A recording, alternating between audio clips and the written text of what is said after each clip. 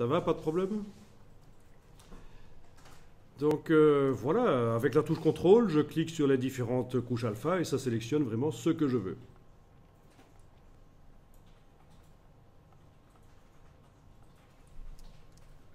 Ok, donc voilà, commençons par la carrosserie par exemple. Ça va, vous suivez? Vous comprenez la logique? Il n'est pas question ici de faire un truc nickel dès le départ, hein. Bon, une fois que j'ai ça, je vais aller dans le menu calque, nouveau calque de réglage, ou dans le bas de la palette des calques d'ailleurs, faire un réglage. Menu calque, nouveau calque de réglage, et aller mettre par exemple un calque de réglage de type teinte saturation. Voilà. Ok. Et donc, une copie de la couche alpha s'est mise sur la vignette du calque de réglage teinte saturation. Vous n'avez pas oublié d'enlever l'œil en face du niveau, hein, parce que sinon ça fausse tout, hein. On pourrait même le jeter. Bon, voilà. Jeter la vignette du niveau, comme ça, on s'en est débarrassé. Et voilà, on a donc une possibilité, en double-cliquant sur la partie gauche ici, de faire réapparaître le panneau propriété et d'aller changer la couleur de la voiture, par exemple, et sa saturation. Ne jouez pas sur le curseur luminosité dans ce réglage-là parce que c'est foireux. Vous allez pouvoir cumuler des réglages en fait.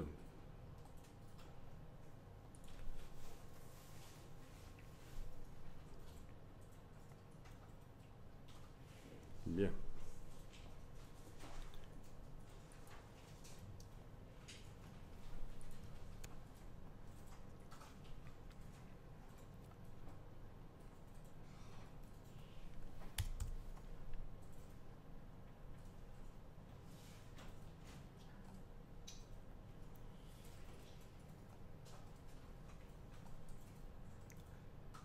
Alors voilà. Une fois que vous avez mis votre calque de réglage teinte saturation, si vous voulez modifier la luminosité, vous vous souvenez, je viens de vous dire de ne pas toucher au curseur luminosité parce que là, ça donne des résultats visuellement pas corrects, dans le cas d'une photo. Bon, je peux donc, si je veux modifier le contraste, la luminosité, aller mettre un calque de réglage de type courbe.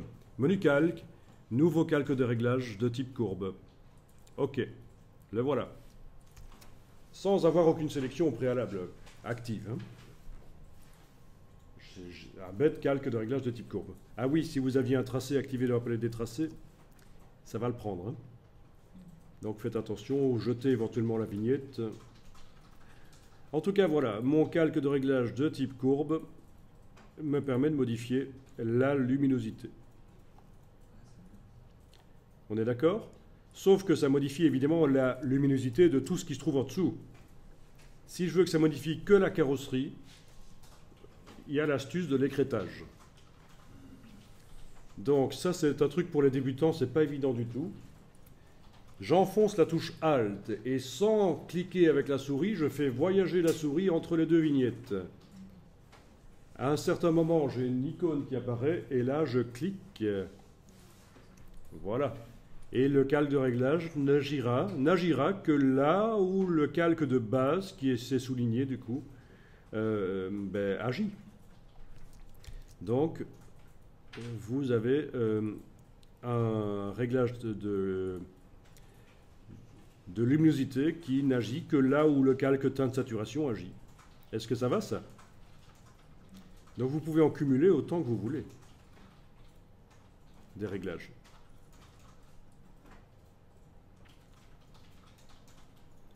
Alors, nouveau calque de réglage de type mélangeur de couches, par exemple. Enfin bon, c'est vous qui voyez.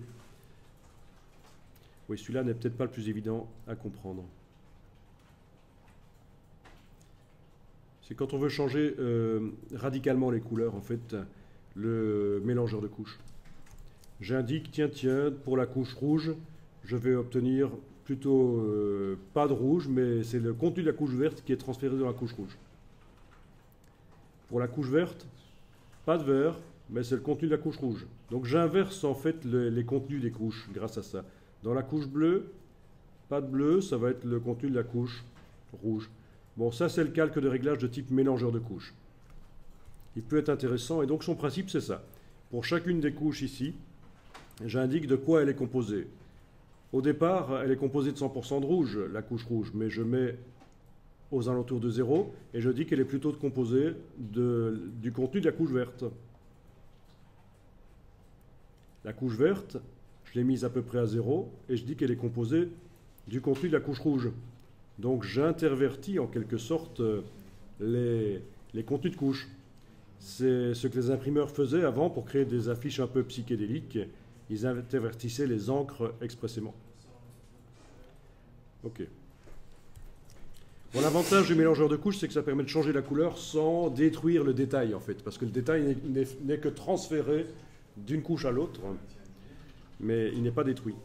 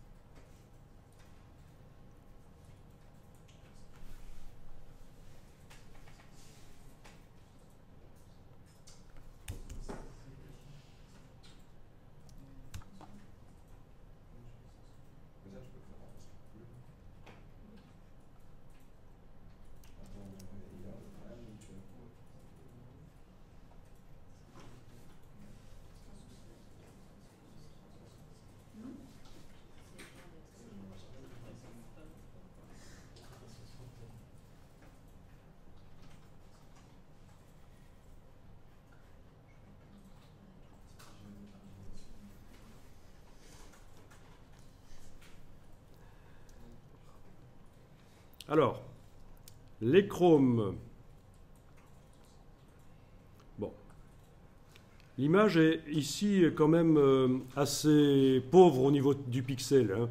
On a parlé l'autre jour de la nouvelle fonction de Photoshop CC 2014, Photoshop CC d'ailleurs, c'était la version d'avant, pour multiplier intelligemment les pixels. Vous allez voir que c'est assez extraordinaire. Ça marche bien, vraiment bien, sur des images qui au départ étaient grandes et on les a réduites. Et à mon avis, cette image-là, quand elle a été prise, ce qui est sorti de l'appareil photo, il y avait plus de pixels que ça. Donc il s'agit vraiment d'une image réduite. Alors voilà, on va faire ça. Menu image, taille de l'image. Menu image, taille de l'image. On va multiplier les pixels parce que je m'apprêtais donc à travailler sur les chromes, mais je me rends compte qu'ils sont quand même fort pixelisés. C'est quand même ennuyeux pour voir ce que je fais. Donc je vais multiplier les pixels de cette image. Menu image, taille de l'image. Et ici, je vais indiquer en pourcent que je vais passer par exemple à 200%. Ah tiens, j'avais été casser la chaîne avant. Ok, 200%.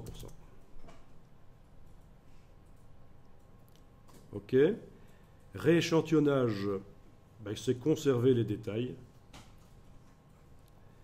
Quand vous cliquez sur la preview, vous voyez l'avant. Quand vous lâchez le bouton en souris, vous voyez l'après. C'est pas génial ça? Ça vous lisse l'illustration de manière intelligente.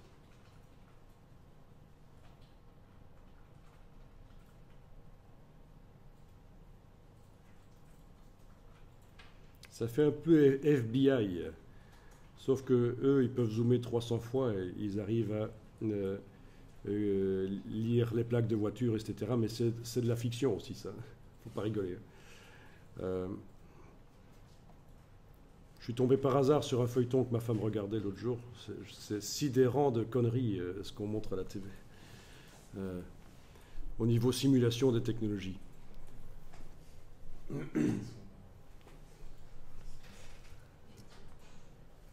Ok. Vous avez aussi une réduction du bruit. Si vous avez des artefacts JPEG, ils peuvent disparaître grâce à un lissage des surfaces unies, en fait. Hein. Une espèce de flou de surface.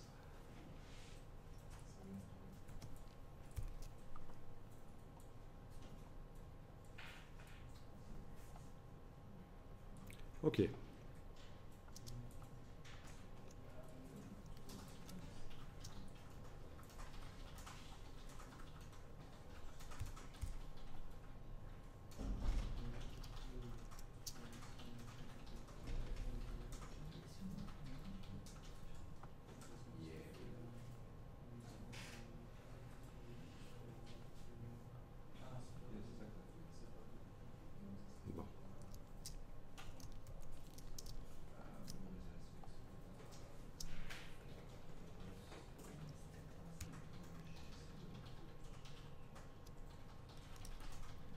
Alors, les chromes, oui. Les chromes, donc dans la palette des couches, je vais aller chercher les chromes. Oui, forcément, il y a des reflets bleus. Il va falloir les corriger aussi avec teinte de saturation.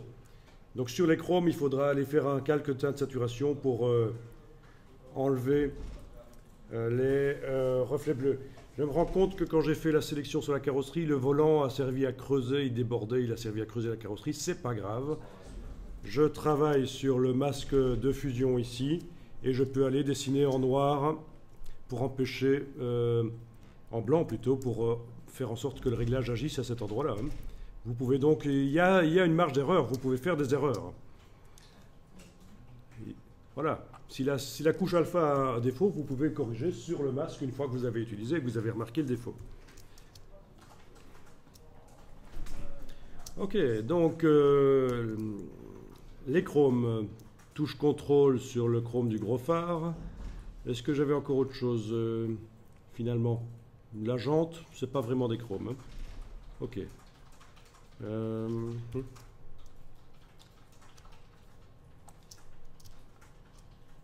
Donc,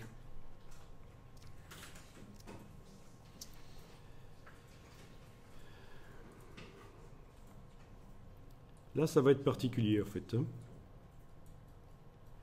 C'est un exercice assez complet, mine de rien. Si vous pensez que c'est un peu complexe et que vous n'allez pas maîtriser ça tout de suite, c'est normal, il y a beaucoup de notions. Ok, est-ce que vous avez fait une sélection sur une partie en chrome de votre voiture? Alors, le principe ici, c'est que je vais aller chercher dans l'image originale les pixels et les mettre sur un calque. Parce qu'en fait, je voudrais mettre une accentuation des détails. Donc mon but n'est pas de modifier les chromes avec un calque de réglage, mon but est de les modifier avec un filtre d'accentuation des détails. Je vous montre la procédure. Donc en ayant récupéré donc avec la touche contrôle la sélection sur le phare, le chrome du phare, je vais dans la palette des calques activer le calque qui contient les pixels du phare. Ben, c'est le calque d'arrière-plan, évidemment. Je vais dans menu calque, nouveau calque par copier. Menu calque, nouveau calque par copier. Ça veut dire que le contenu de la sélection est envoyé sur un calque, une copie en tout cas, voilà. Vous voyez, ça c'est mon anneau de chrome qui a été envoyé sur un calque. Bon, ben déjà, essayez de faire ça. Alors oui, le raccourci, c'est CTRL-J, en fait, hein, pour faire ça. Si vous devez le faire souvent, le CTRL-J, c'est connu dans Photoshop. C'est-à-dire que ce qui est sélectionné, on envoie une copie sur un calque.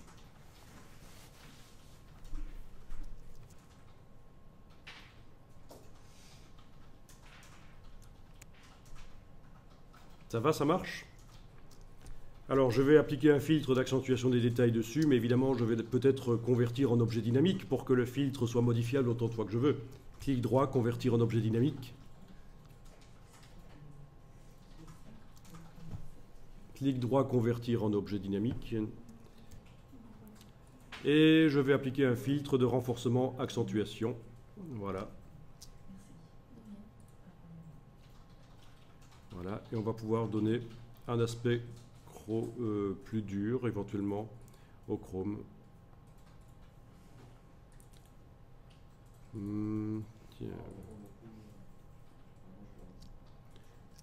L'image n'est pas d'une qualité excellente, hein, c'est ça aussi. Hein. Mais quand même, si. Hein, voilà. On peut le faire un peu à notre sauce. Oui. Voilà, donc un filtre d'accentuation qui s'est mis sur cet objet dynamique. Voilà l'astuce pour faire ressortir vraiment les chromes d'un objet industriel. Comment aller petit à petit vers une version un peu sublimée de la photo. Ok, je vais faire la même chose pour la plaque de la voiture. Donc la plaque... ah ben tiens, je n'ai pas mémorisé la plaque.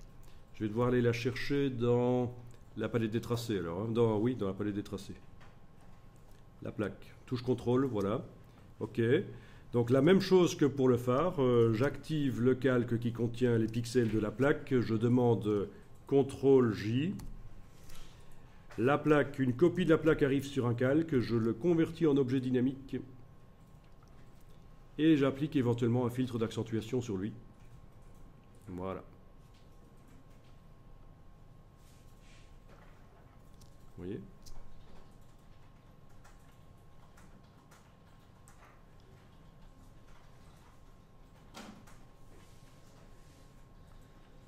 Bon.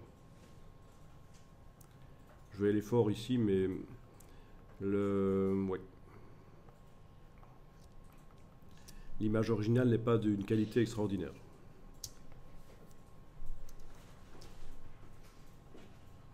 Ok, même chose pour les pneus, je vais leur donner de l'accentuation de détail. Donc, je récupère la couche alpha pneu droit, et peut-être même en même temps pneu gauche, avec contrôle majuscule. Oui, contrôle majuscule, c'est pour activer, pour cumuler deux couches alpha. Hein. On l'avait fait pour la coiffure là, du monsieur.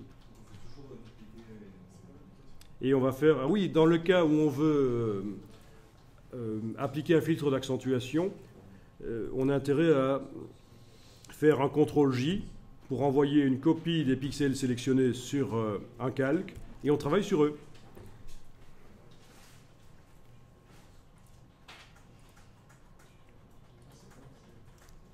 Voilà. Ah, pour les pneus, ça donne pas mal l'accentuation. D'accord ?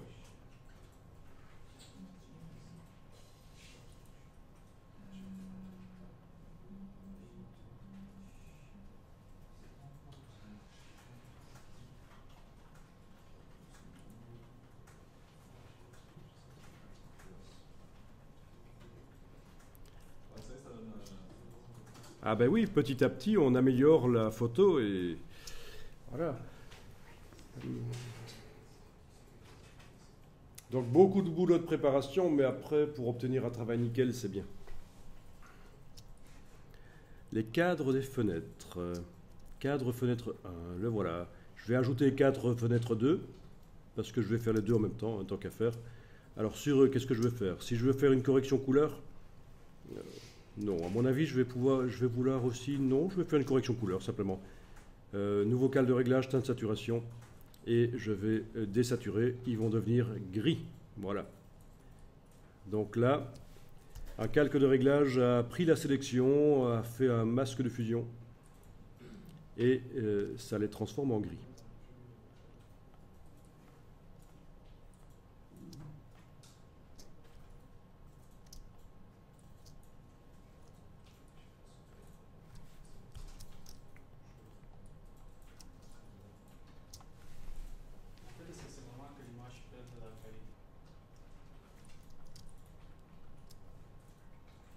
Bien.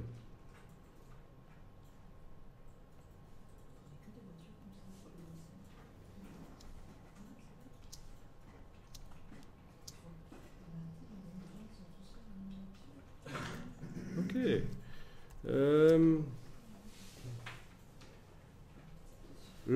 L'objet dynamique qui contient une copie des pneus. D'accord?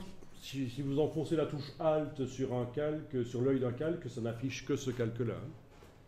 C'est ce que je viens de faire. Hein. Touche Alt, je clique sur l'œil du calque, ça n'affiche que ce calque-là. Et donc voilà, on voit qu'il y a les deux pneus dedans. Donc cet objet dynamique, je peux lui mettre un calque de réglage par-dessus. Menu calque, nouveau calque de réglage de type teinte saturation. Et dire que ce calque de réglage ne va agir que sur les pneus. Donc touche Alt, voilà, on a la flèche qui indique là que le calque ne va agir que sur les pneus, que sur l'objet dynamique.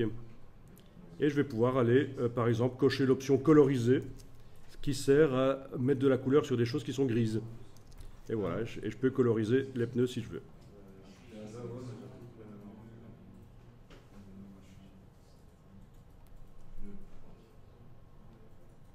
D'accord? Donc voilà, le meilleur des deux mondes, l'objet dynamique avec un filtre dynamique pour l'accentuation et un calque de réglage par-dessus pour changer la couleur.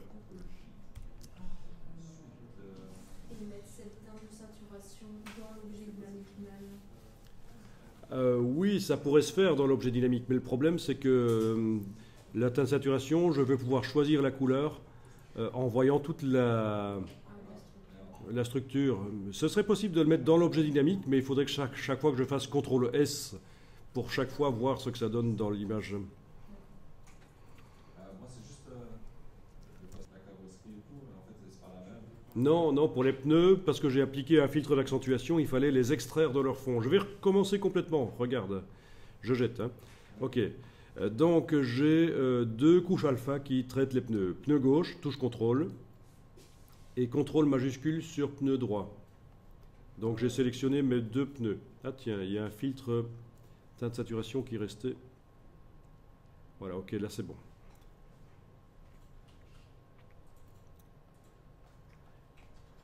Ok, je fais CTRL J, et donc j'ai envoyé sur un calque une copie des pneus. Je fais clic droit, convertir en objet dynamique, et j'applique un filtre d'accentuation sur les pneus.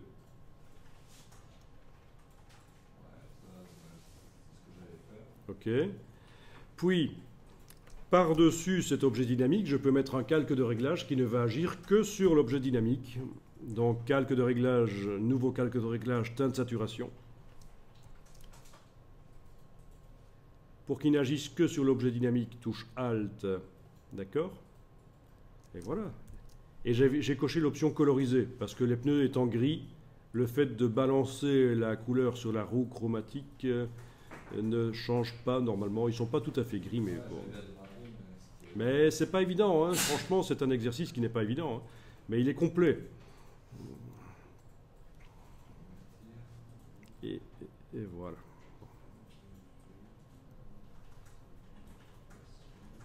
Ok, les jantes.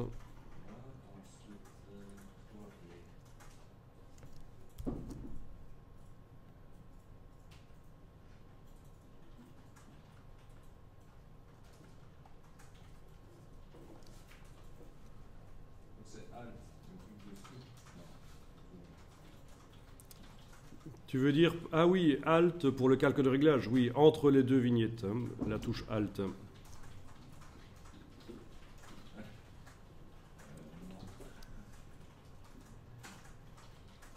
Ah. C'est vrai que c'est pas évident. Hein. Et donc tu appuies sur Alt et tu fais voyager le curseur entre la vignette du calque de réglage et de l'objet dynamique.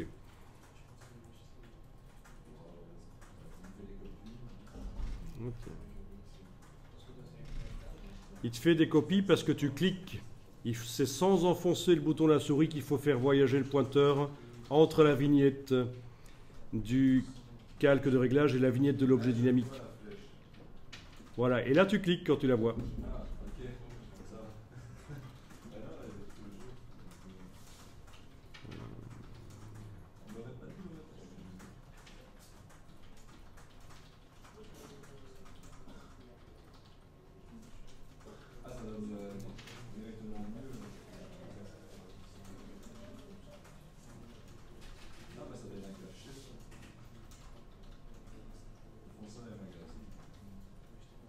Ah, pour les pubs importantes, évidemment, c'est retouché à fond comme ça.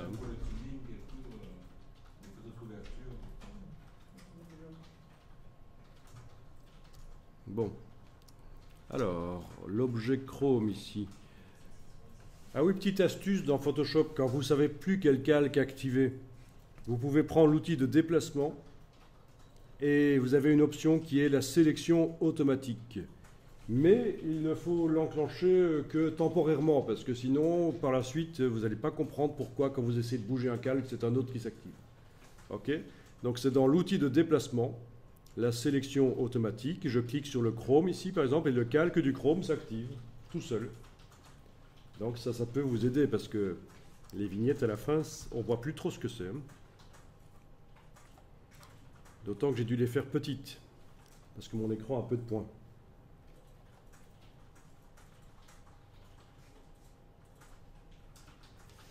Et donc, qu'est-ce que j'allais faire? Ah oui, j'allais mettre un calque de réglage de type teinte saturation pour transformer le bleu ici en rose aussi, hein. Parce qu'on avait un problème de reflet.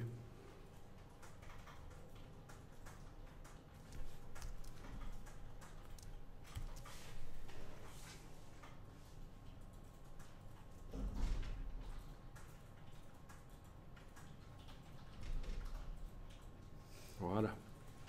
Calque de réglage teinte saturation qui n'agit que sur le chrome.